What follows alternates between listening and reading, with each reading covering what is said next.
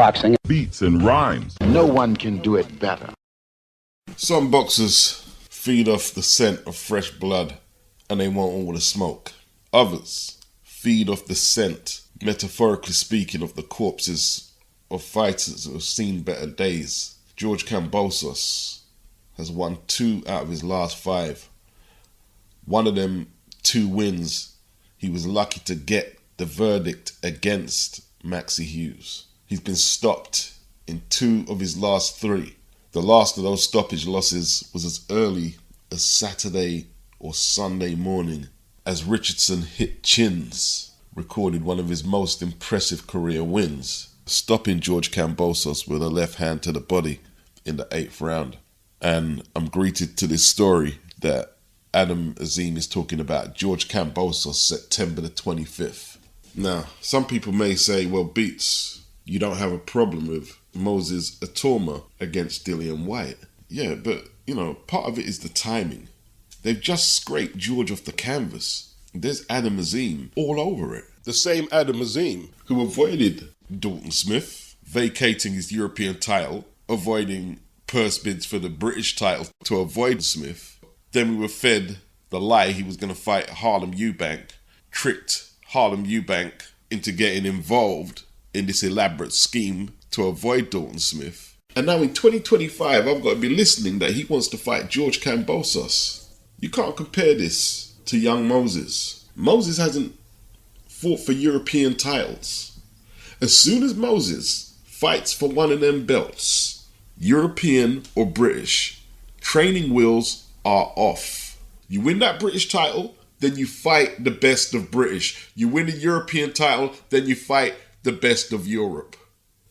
The way Frank Warren's did it, because he's a way better manager of fighters than Ben Shalom, is that Moses and Queensbury are still in control of the matchmaking process. Azim is one of the least impressive prospects out there. One of the least impressive prospects. Now, I'm not talking about his skill set necessarily. And it's not even necessarily for the opponents he's picked. It's the management and the clumsy way Ben Shalom has handled it. Putting him in a position where he ducks Dalton Smith for 2 titles. Then the Harlem Eubank situation where you bought him and Senior out. And it's just unimpressive. And that's the lasting memory of Ben Shalom on Sky, is the incompetence. And as for the September the 25th date, do you have a platform in mind? Because in a couple of days' time, Boxer's tenure on Sky runs out. And this big announcement Ben Shalom was supposed to make hasn't manifested yet, as I predicted.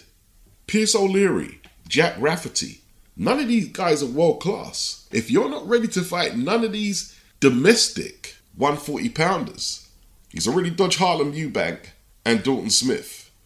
Well, what is it we're looking at exactly? Dylan might not have looked impressive, but he's won his last 3.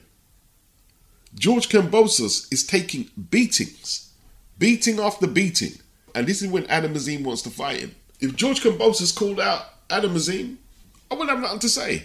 But how does the unbeaten guy, who's supposed to be the fresh, young prospect, call out an opponent who was just beaten on Saturday and has to be contemplating retirement? After he lost to Hitchins, he was talking about, I just want to coach my son's football team.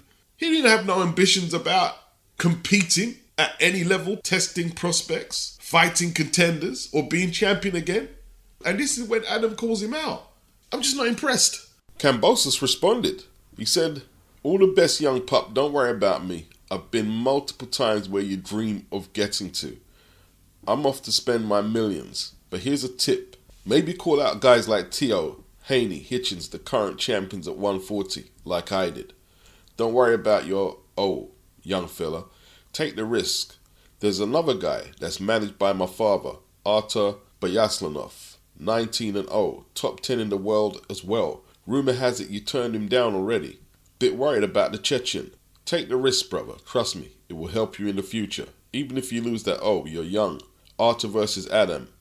Why not? I mean, Kambosos spot on, told him the truth about where his career's going right now. I wouldn't even call him a hype job because there's not really no hype there. It's just nothing to report. boxing, Beats and rhymes. No one can do it better.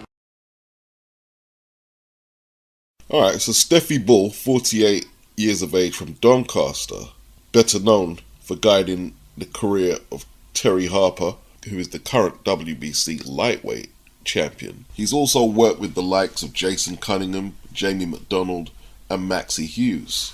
He's been found guilty of conspiracy to supply cocaine, the BBC can reveal.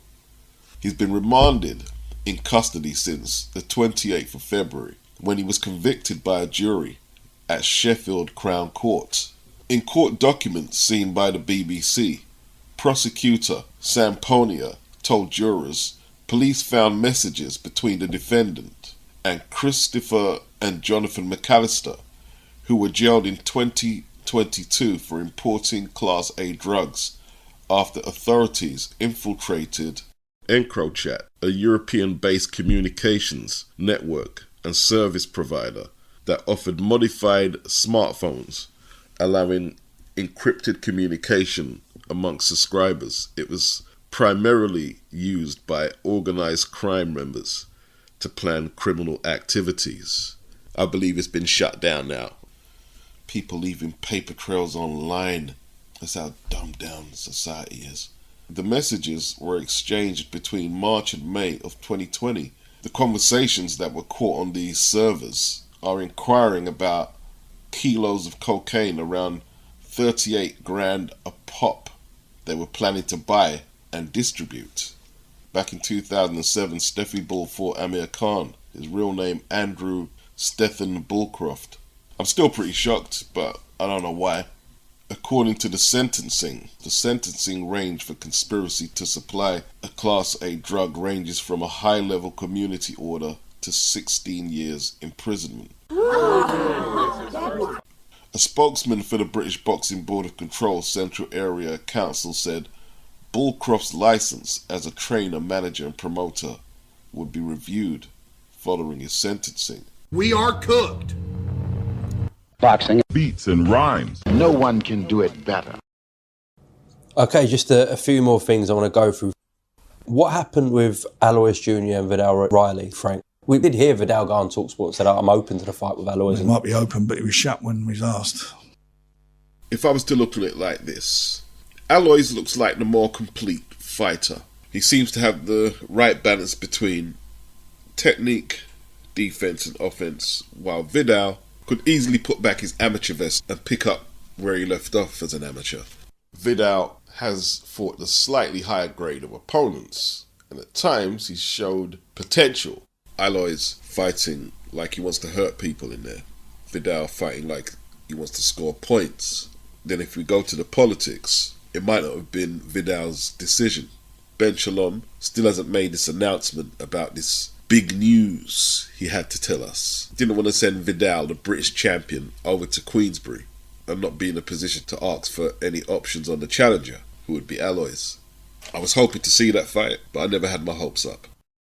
Boxing. Beats and rhymes. No one can do it better.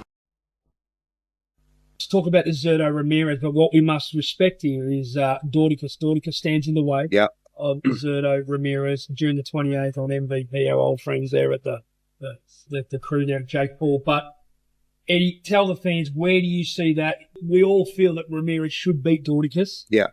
Can we get that fight happen? I mean, look, shout out to Mick and Tasman and Fred. Like, they did a great job, and they're doing a great job in keeping Jai busy, because that's what these fights are. I mean, Naika fight performed really well. Squayo fight was a treading water fight, and it was a domination, as you'd expect from Jai. That's been done now, and the only thing to do next is to unify. Now, it does take two to tango, but I don't see anything else for Zurdo either. His Excellency's made these investments in Jai Opetaia in smaller fights. Now it's time to make the big fight. I'm working hard with Mick and Spencer behind the scenes, and we have to deliver the Zurdo fight next. Everyone knows who the true champion is. I want to make money, and that's it. I want to fight with Opetaia, Badujak. I want to get more belts. Did Zurdo really need to take the defence against Dorticus? Yes, this is mandatory, but boxing fans, when it's convenient, always tell me that unification supersedes mandatory.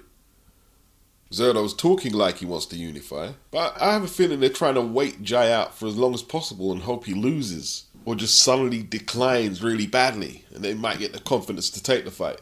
Maybe the best result would be Dorticus to find a knockout punch which he's capable of doing and flattening Zurdo. You know, like I said, Turkey, he can focus on the running thing if he wants. Or he could use his resources just to make the unifications. The Golden Boy fighters do a lot of ducking. And if Turkey is demanding bang for his buck, he should be demanding that Oscar not be so overprotective of his fighters. But let's focus on running. If every fight is Gatti versus Ward or Vasquez versus Marquez, then them type of fights no longer become special. But you can't tell the people who are backing Turkey up, and it's not like they're joking, they're serious. They actually want some type of reform where this becomes a reality. When they became boxing fans with the sport being exactly how it is, and no one in the previous 100 and plus years since we had Queensberry Rules World Championship boxing in a prominent media position said, you know something, let's ban runners. And in that period where no one said that, there's been classic eras of boxing. The only tampering boxing needs has been what Turkey has been doing to a degree already. That's getting promoters and broadcasters to work together. But you can't tell a lot of these people nothing, because you know what they'll say? The people who like them type of fighters, they're broke. They can't afford to buy pay-per-view. They can't afford to buy tickets. They keep on saying it. Real uppity, weirdo energy. The process of how we get to see who the best fighter is an organic process, not engineered. So that might mean someone who throws 300 punches every second might be challenging a counter-puncher. Removing a style you claim you don't like may entertain many who want to see this style of fight, but it will eliminate the best fighting the best. Anyone who believes this is the remedy for boxing is an idiot. Super fights organically manifest themselves. They will not manifest themselves because some nut jobs want to do some artificial engineering job on boxing to suit the fighters that they're fans of because they come from a certain region. How weak-minded. Turkey, he's put on some great fights, but Turkey don't care, because if it gets to the point where it gets to the point, he'll bail out of boxing, won't even bat an eyelid, right? Turkey is embarrassed because he fucked up than putting Devin Haney in the ring and paying him so much money after what happened to him the previous year.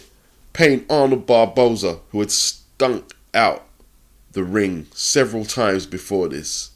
Paying Ryan Garcia to headline so much money when he's quit in fights and cheated to try and get results. Paying Canelo so much to become twice undisputed against William Skull.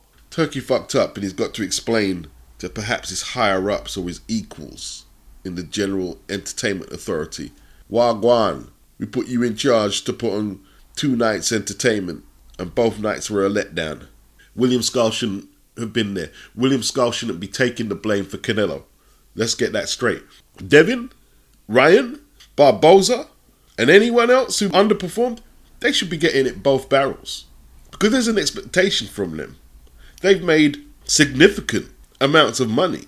They have reputations to uphold. They should be accountable. But let William Skull enjoy his money. He was brought over there as a cherry pick and a sacrificial lamb. And because it didn't pan out, you can't just stick it all on him. Canelo's boxing was very inept. Someone observed it was like he was trying to preserve himself to make sure he got the Crawford payday. Did Gary Antoine Russell say he beat Richardson Hitchins 4 times in the amateurs? Oof. We have an Andy Cruz, Keyshawn Davis situation here. We know Keyshawn don't want that Andy Cruz smoke. Richardson surely would have doubts about taking a unification against Antoine Russell, who's beat him 4 times. Boxing. Beats and rhymes. No one can do it better. How old is Richardson now? 27, going on 28? He may be maturing right now, so he may be a different fighter. But I think people get the impression, because of that slender, long frame he has, that a concentrated pressure attack may reap dividends. Could be right. One thing for sure though, as washed as Kambosos is, knockouts do lead to amnesia. People forget that he's went the distance in his last how many fights. That'll be forgotten for now. And because of the performance, Antoine Russell's mentioning him, possibly for a unification. Devin Haney's saying that he's penciled in to fight Hitchins. I think Devin said at 147, but Hitchins denied that there's been any movement behind the scenes to make that fight. But people are talking about him now. Teofimo Lopez, he came in the ring. I didn't really take it serious when he asked the crowd, do you want to see me and Hitchins fight? And they said yes, obviously. I can't take Teo serious. He wanted 11 million to fight Devin. Some nice boxing from Hitchins using that shoulder roll. That high guard, walking down his man, throwing hard body shots, taking more chances. But, you know, if this is the new style, he can get some attractive fights, but also leave himself vulnerable to getting beat, fighting in the pocket like that. The safety first, over cautious Richardson approach that he showed against Cepeda, yeah, there is an argument that it would turn fans away. But I don't think it will win him fights, more importantly. I don't think it would win him actual fights. I think he needs to produce more offense to win these fights. I'm talking unifications. If he has to move up to 147 and try to become a two-weight champion. That's why with Turkey and the Tom and Jerry thing, it's just very simplistic. Talk about calling the shots. You know, Turkey is obviously calling a lot of shots in boxing, doing great things, of course, too. Yeah. I want to get your thoughts on his comment about the Tom and Jerry comment. You know, is it unfair to boxers who box? Yeah, right. That's definitely unfair to boxers because, you know, that's a lot of people, that's all they taught. So it's like how you want them to change up their whole style, something that they haven't been doing, into doing something that you want them to do. And mind you, boxing is a dangerous game. So you want people to risk their life more, what you saying? Like you want them to sit there and just be in a pocket and bang the whole time, especially when it's somebody who that's not really what they do. So it's people that's getting hurt in this sport. So I just feel like it's kind of like an ignorant statement. That's all I got to say with that. Yeah, I mean, to your point, obviously, you know, people want to see the knockouts and all that, but true boxing is an art form that is very hard to replicate and do. Boxing Beats and rhymes. No one can do it better.